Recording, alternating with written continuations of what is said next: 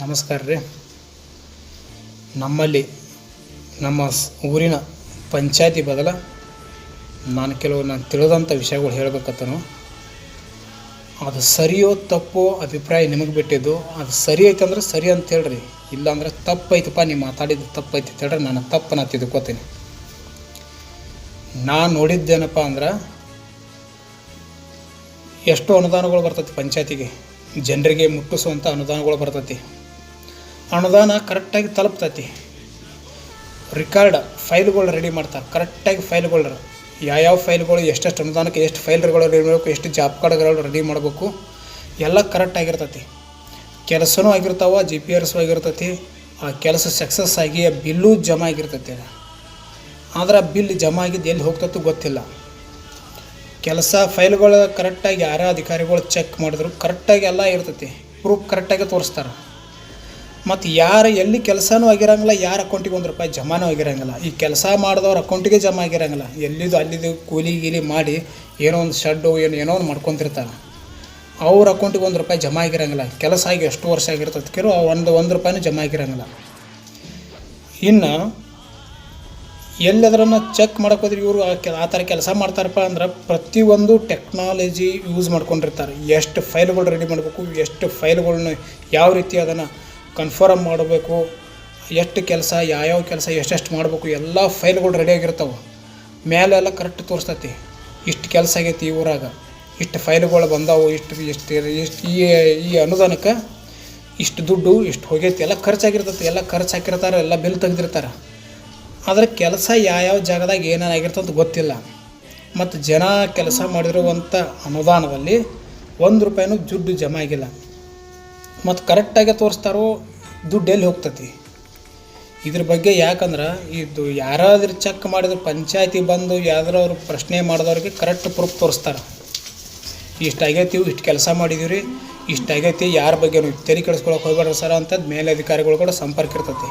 ಈ ಕಳ್ಳ ದೇವರಿಗೆ ಸುಳ್ಳು ದೇವ್ರು ಹೆಂಗಿರ್ತಾನಲ್ಲ, ಅದೇ ರೀತಿ ಇಲ್ಲಿ ಹೊಂದಾಣಿಕೆ ಯಾಕೆಂದ್ರೆ ಕೆಲವ್ರಿಗೆ ಪಂಚಾಯತಿ ಅಂದರೆ ದುರ್ಬಳಕೆ ಆಗ್ಲಕ್ಕತ್ತೈತಿ. ಕೆಲವ್ರು ಲಿಸ್ಟ್ನಾಗ ಕೆಲವರಿಗೆಲ್ಲ ಊರಿಗೆ ಉಪಯೋಗ ಇಲ್ಲ, ಜನಸಾಮಾನ್ಯರಿಗೆ ಉಪಯೋಗ ಇಲ್ಲ. ಕೆಲವೊಂದು ಅಷ್ಟು ಜನ ಅವ್ರು ಅದಾರ, ಅವ್ರಿಗೆ ಮಾತ್ರ ಪಂಚಾಯತಿ ಸೀಮಿತ ಆಗಿಬಿಟ್ಟತಿ. ಅವ್ರು ಎಲ್ಲಿ ಕೆಲಸ ಮಾಡ್ತಾರೋ, ಎಲ್ಲಿ ಬಿಲ್ ತೆಗಿತಾರೋ ಏನೋ ಗೊತ್ತಿಲ್ಲ.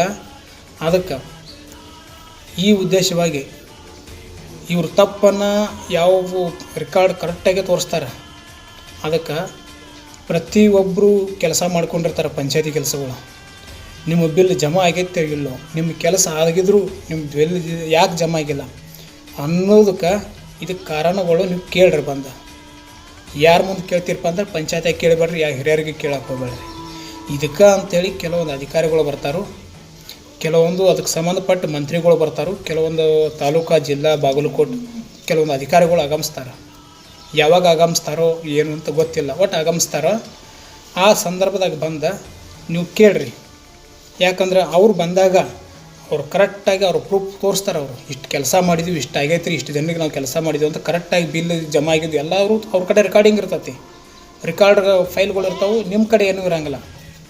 ಅದಕ್ಕಾಗಿ ಜನ 1000 ಜನಕ್ಕೆ ಏನು ಹೇಳ್ತಾರೆ ಅದು ಖರೆ ಆಗ್ತೈತೆ, ಅಲ್ಲಿ ಅವ್ರ ಫೈಲ್ಗಳು ಖರೆ ಆಗಂಗಿಲ್ಲ. ಅದಕ್ಕಾಗಿ ನೀವು ಅದನ್ನು ವಿಚಾರ ಮಾಡಿರಿ. ಯಾಕಂದರೆ ಇದನ್ನು ಬಿಟ್ಟರೆ ಮುಂದೆ ಏನಾಗ್ತೈತೆ ಅನ್ನೋದು ಗೊತ್ತಿಲ್ಲ, ಊರನ್ನ ಉಳಿಯಂಗಿಲ್ಲ. ಯಾಕಂದ್ರೆ ದುಡ್ಡು ಕೊಡೋದು, ಓಟ್ ಹಾಕಿಸ್ಕೊಳ್ಳೋದು, ತಮ್ಮಷ್ಟಕ್ಕೆ ತಾವು ಬದುಕೋದು. ಜನ ಯಾರಾದರೂ ನಮ್ಮ ಊರಿನ ಜನ ಅದಾರಪ್ಪ, ಇವ್ರು ನಮ್ಮವ್ರದಾರು, ಇವ್ರು ಕೆಲಸ ಮಾಡಲಿ ಅಂತೇಳಿ ಹೇಳುವಂಥ ವ್ಯಕ್ತಿ ನಾನು ನೋಡಿಲ್ಲ. ಇವ್ರು ನಮ್ಮೂರದಾರು ಬರೀ ಇವ್ರು ಕೆಲಸ ಮಾಡಿರಿ ಅಂಥೇಳಿ ಇಲ್ಲಿವರೆಗೂ ಯಾರು ಹೇಳಿದ್ದು ನಾನು ನೋಡಿಲ್ಲ. ಅದಕ್ಕಾಗಿ ನೀವು ಯಾರ ಬಗ್ಗೆನೂ ವಿಚಾರ ಮಾಡೋಕ್ಕೆ ಹೋಗ್ಬೇಡ್ರಿ.